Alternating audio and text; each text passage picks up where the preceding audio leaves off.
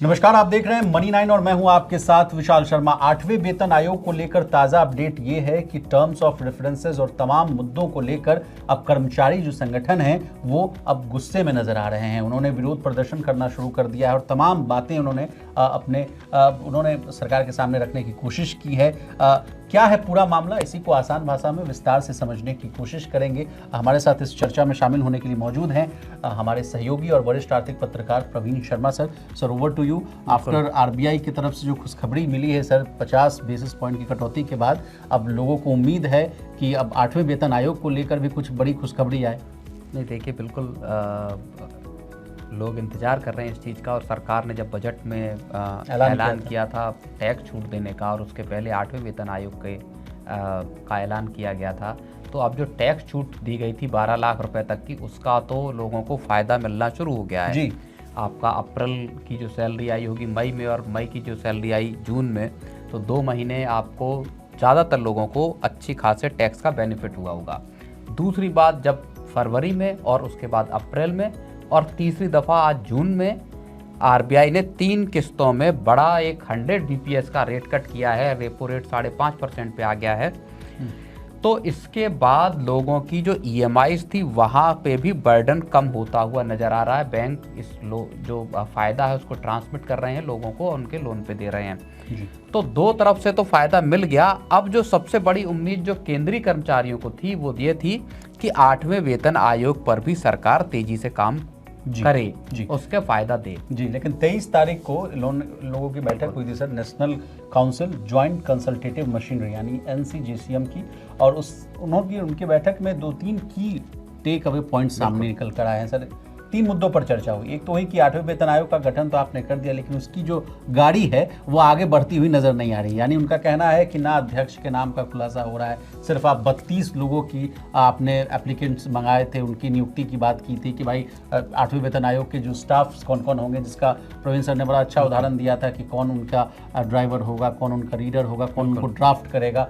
उन लोगों की नियुक्ति का पत्र जो है, नोटिफिकेशन हम लोग को मिल गया, लेकिन आगे जो है उसके बाद बात आगे बढ़ती हुई नजर नहीं आई है। टर्म्स ऑफ रेफरेंसेस को भी लेकर भी कहा जा रहा है कि उस पर भी कुछ फाइनल जो है कुछ आता हुआ सामने नहीं आ रहा है। कर्मचारियों के बीमा को लेकर भी बात सामने आ रही है सर, कि वो वाला भी मामला दोहराते हुए नजर आ रहे हैं कि भाई जो नेट है उसके अंदर लाइए उसको। फिर उसके बाद एक बड़ा रोचक जानकारी ये है सर कि 18 महीनों के जो डीए और डीआर का जो मामला था, जब कोविड के टाइम्स में जब सरकार ने बंद कर दिया था, उसका मांग अब उठता हुआ दिख रहा है सर। कहा जा रहा है कि वो भी पैसा जल्द दिया जाए। इसके पीछे मैं जो असल वजह समझ पा रहा हूँ सर, कि लगातार जो घरेलू स्तर पर जो अच्छे आंकड़े देखने को मिल रहे हैं आम जनता को, जिस तरह से आप देखिए जीएसटी कलेक्शंस के आंकड़े देखिए, और जिस तरह से तमाम जो आंकड़े बहुत अच्छे आते हुए दिख रहे हैं, उससे लोगों को लग रहा है कि सरकार की झोली तो भर रही है, हमारा झोली जो है कब भरेगा, सरकार कब आते हुए नजर आ रही है। तो सबसे पहले आपसे चर्चा करना चाहेंगे जो 3 मुद्दों पर जो बैठक हुई सर, उसके क्या आउटकम्स हो सकते हैं और कैसे देख रहे हैं इन मुद्दों को? नहीं, देखिए मोटे तौर पर इस पूरी चीज को समझना जरूरी है। 2 बातें इसमें सबसे महत्वपूर्ण है। पहला टर्म्स ऑफ रेफरेंस,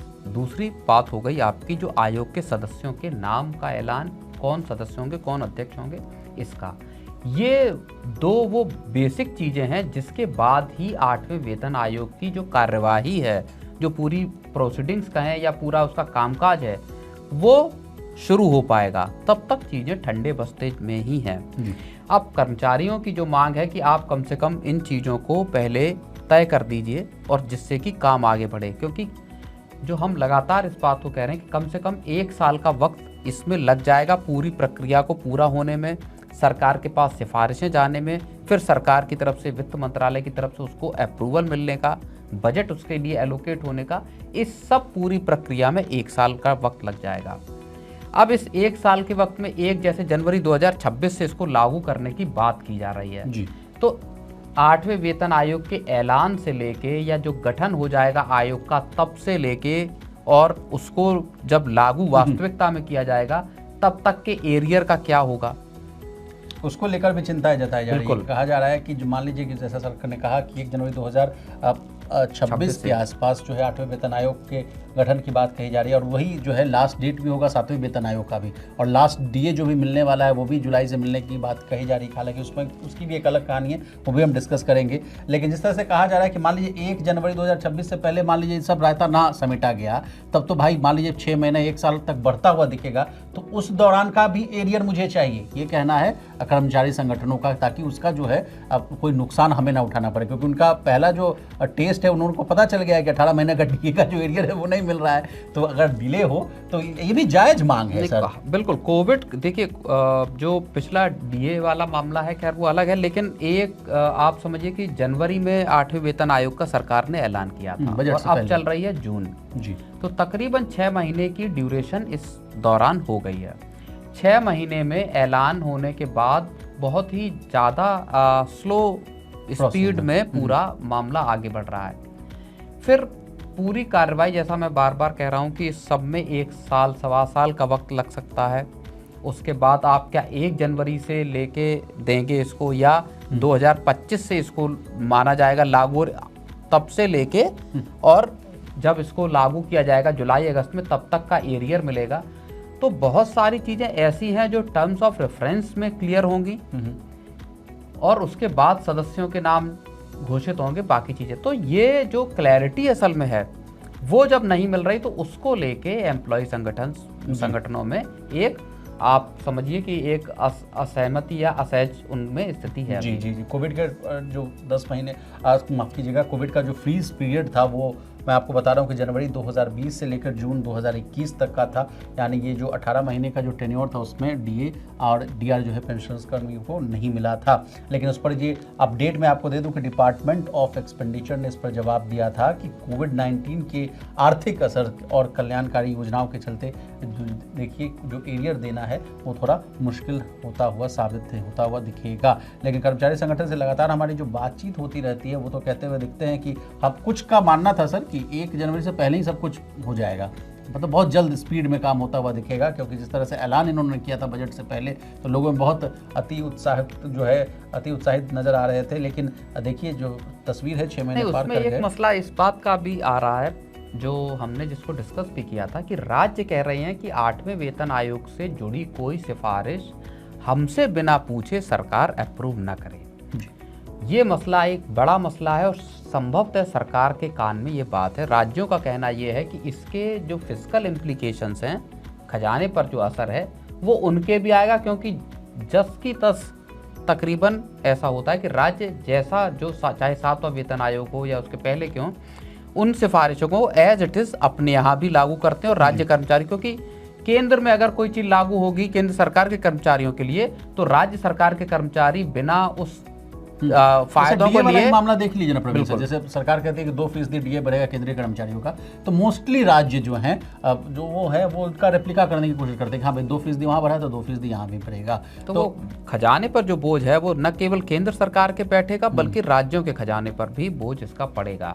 अब सरकार के सामने समस्या इस बात की भी है कि जो मान लीजिए 1 लाख करोड़ रुपए का खर्च जो है 7वें वेतन आयोग में जब इसको लागू किया गया तब निकल के आया, कितना असर होगा इसका, ये हालांकि सरकार कह चुकी कि 2026-27 में इसका असर दिखाई देगा खजाने पर, उससे पहले हमको इसके लिए कोई प्रोविजनिंग करने की एलोकेशन की जरूरत नहीं पड़ेगी।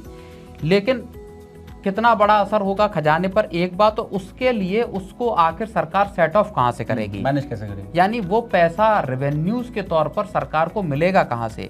मान लीजिए 1 लाख करोड़ का अगर केंद्र सरकार का ही खर्च आता है तो वो पैसा सरकार रेवेन्यू के जरिए कहाँ से हासिल करेगी। जी।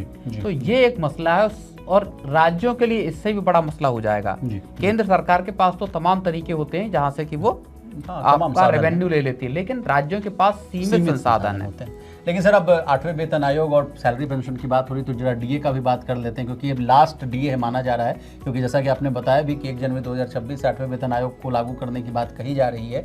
लेकिन ये जो डीए का जो मामला आपको समझ में आता ही होगा, साल में 2 बार डीए बढ़ता है, एक तो है शुरुआती 6 महीने में और दूसरा है कि फिर जुलाई के बाद वाला मिलता है। तो जुलाई चल रहा है तो ऐसे में उम्मीद की जा रही है कि इस बार का जो डीए है वो उम्मीद की जा रही है कि पिछले बार से ज़्यादा मिल सकता है, क्योंकि लगातार देखने को मिलता है सर कि 2% 3% के आसपास ही डीए सीमित हो गया है। तो डीए का पहले गणित समझिए। डीए का कैलकुलेशन होता है किस आधार पर, तो AICPI IW यानी all India consumer price index industrial workers के आधार पर। अब इसमें पेच ये है, या आपके लिए कुछ खुशखबरी कहा जाए, इसमें कहा जा रहा है कि मार्च और अप्रैल 2025 में इसमें लगातार बढ़ोतरी देखने को मिल रही है, यानी AICPI IW में बढ़ोतरी है। मार्च के आंकड़े हमारे पास हैं, इसमें 143, यानी इसमें जो अगर अगर अप्रैल से अगर माफ कीजिएगा फरवरी से कंपैरिजन किया जाए सर, तो इसमें 0.2 अंकों की वृद्धि देखने को मिल रही थी, और अप्रैल की बात की जाए तो वो 143 से बढ़कर 143.5 होता हुआ दिख रहा है, यानी इसमें भी 0.5 अंकों की वृद्धि है। और कहा जा रहा है सर, ऐसा रिपोर्ट्स है कि मई और जून के भी जो आंकड़े हैं वो बहुत ही सकारात्मक हो सकते हैं, पॉजिटिव हो सकते हैं। तो इस आधार पर कहा जा रहा है कि जुलाई 2025 से डीए जो है 57.95 के आधार पर मिल सकता है, यानी मोटा मोटी कहिए तो 3% के आसपास की डीए की बढ़ोतरी में हो सकती है आपकी, यानी पहले जो 2% मिल रहा था उससे 1% ज़्यादा मिल सकता है। तो ये भी एक गुड न्यूज़ है सर। बिल्कुल बिल्कुल, ये गुड न्यूज़ है। और दूसरी बात ये भी है कि गुड न्यूज़ सीपीआई के अगर हम नंबर्स को देखें तो उस हिसाब से भी लोगों को राहत ही है। तो उस ऐसे वक्त पर अगर अच्छा डीए मिलता है तो जाहिर तौर पर कर्मचारियों के लिए तो एक अच्छी बात है ही है। जी जी। तो प्रवीण सर, आपका बहुत शुक्रिया, आपने अपना कीमती समय निकाला और 8वें वेतन आयोग और तमाम डीए के विषयों को बहुत ही आसान भाषा में समझाने की कोशिश की। इसी तरह देश, दुनिया और बिजनेस जगत से जुड़ी तमाम ताज़ा तरीन खबरों के लिए बने रहिए हमारे साथ।